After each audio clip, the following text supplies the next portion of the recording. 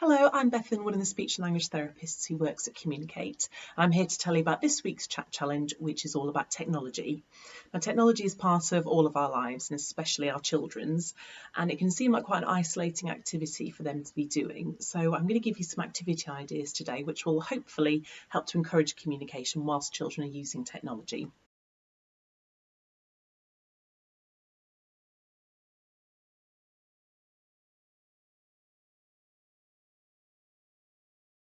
So we're going to start by talking about YouTube. There's so much on YouTube. There are songs and nursery rhymes and quizzes and video clips. And so it seems like a really good opportunity for children of all ages to hone in on some areas of communication.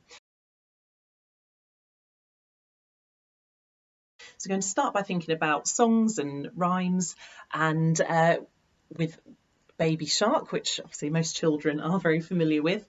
And what you can do is bring up the video clip so they can see what it is, and you can do ready, steady, go, and play the clip, maybe have a little dance together and label things like, oh, it's a fish, look at the boy, oh, he's dancing, oh, shark, he's swimming. And then you can do stop, and then really build that anticipation, so you can make some eye contact with your child so they're really anticipating you starting the song again. And then you can do ready, steady, go again. Label some more things in there. Oh, pink shark. And singing. Then stop. And when you do ready, steady, go, each time you can maybe make it a bit longer, so there's more anticipation, and maybe your child might say go, fill that in for you, or make a vocalisation and they want you to start again. So those sort of things work really nicely with anticipation and attention and labelling simple objects. And then we've also got things like guess the sound. There's lots of these on YouTube. This is just one that I found, which is guessing animal sounds. Do listen. What can you hear? What do you think it is? Say, which one is it? Maybe label them, say, is it the pig? Is it the dog? Is it the hippo? And they can point if they want to, if they can't say it. It's the pig. And they maybe make the sound together again. So some really nice things on YouTube that I'm sure you can find quite easily, just by putting in sound games or what did you hear, that kind of thing. Then when we're looking at our next level of children, so first years of school, maybe making it a little bit more challenging, we've got some more guessing games. So this one is a guess the fruit. So we've already narrowed down the category, so it's not too difficult, but it potentially is a little bit more tricky. On this one, for example, they're just watching the fruit being drawn, and maybe you can start to make it a bit more competitive and say, oh, who's going to guess first, and see, so just add that bit of competition into it. So then you go, oh, it's an apple, and label it for them if they're not sure. So there's lots of games like that on there. When we're looking at our older children, we may be taking up to the next level of language, where we're looking at describing things, features. So we've got a what am I game here. And this one, it gives you some clues, and the child can either read them or you can read them out to them and maybe suggest other things that it could be. So they're thinking about, so those other categories and attributes, maybe reiterate those things to them. I'm hot, I am bright, I disappear at night. And then when the time has run out, find that it's the sun. So again, lots of games like that, and it just takes it up to that next level of language because they've got to use those features to try and guess what the item is. Okay, so then for our sort of secondary age children, there are loads of quizzes, and there's quite a few emoji quizzes, which I thought might be quite appealing to some of our old children. So this one is a Disney movie emoji one. So I'm guessing this one is Finding Nemo. And then next one, I guess it would be Aladdin, possibly. So again, that kind of sort of taps into hopefully the kind of things that they're interested in, but also we can add that element of competition, and it could be a real family game, which is really nice as well. So those are some things on YouTube we can use. Next, we're going to talk about computer games and apps. I'm sure most of your children have got a favourite app or game on the console that they like to play. So for our really littlies, maybe this isn't so relevant, but when we're getting sort of into the slightly older preschool and the first years of school, places like CBeebies have got loads of games where we can think about turn taking and commenting on what we see.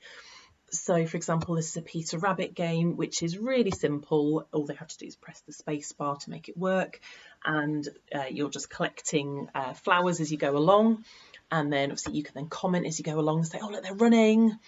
Oh, Peter's first. Oh, look, he's jumping. Oh, bump. Over the bridge, jump and jump. Oh, look at the present. And then you can comment as you go along. It's really good for turn taking as well, because then you can say it's your turn, my turn, and then maybe ask your child, whose turn is it next? Then thinking about games for slightly older children, something you could do is get your child to explain their favourite game to you. So thinking about the rules of the game, what the aim of the game is, how you collect points, that kind of thing. So that's really good for their narrative and explaining skills. And also maybe some more slightly difficult games you could do together. So for problem solving, again, CBBC has got lots of things. For example, spot the difference. So again, you can work together to try and work out what the differences are. So there's loads of things like that, maybe sort of puzzles on there that you can do together. And again, you're kind of practicing their sort of categories and their explaining skills, and sort of explaining why things are different and all those kind of things. So those games are really good on there on CBBC.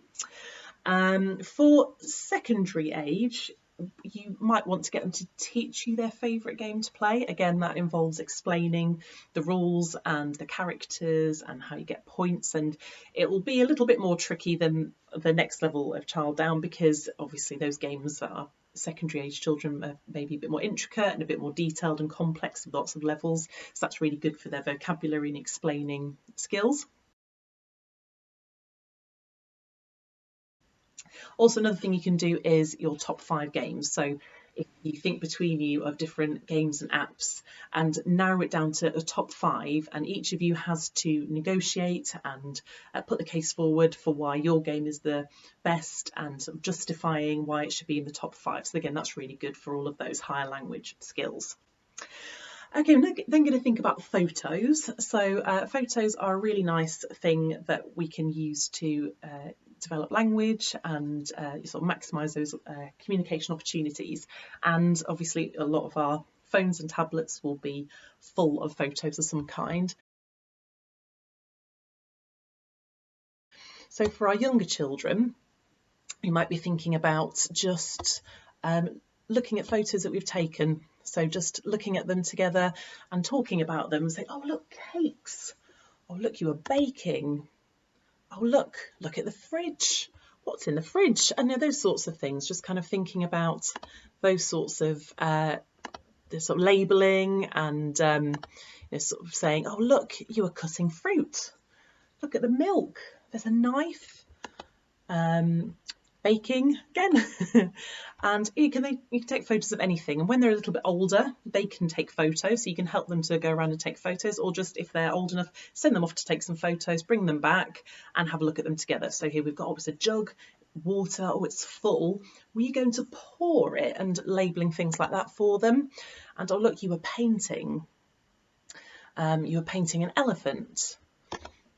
And oh, look, you were mixing, we were making a cake, look at that mixing, and just sort of reinforcing lots of different elements of language there. Oh, we're playing a game, but look, it's Dad, he's playing the game.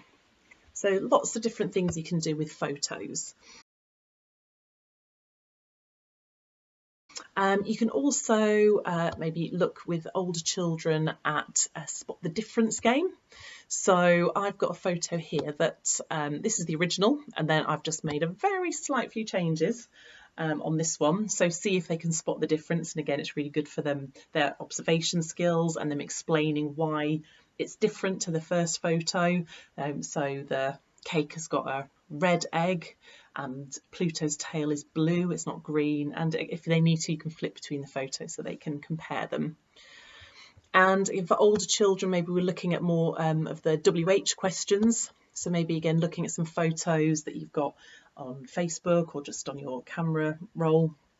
And they're saying things like, oh, look, there was snow. Why was there snow? And why were we holding our hands out? What's that behind us? Where were we? Can you remember? How did you feel in that photo? Oh, look, it's really dark. What was happening here? Can you remember? And getting them to sort of talk about what they think's happening in the pictures. Oh, look, there's a plane.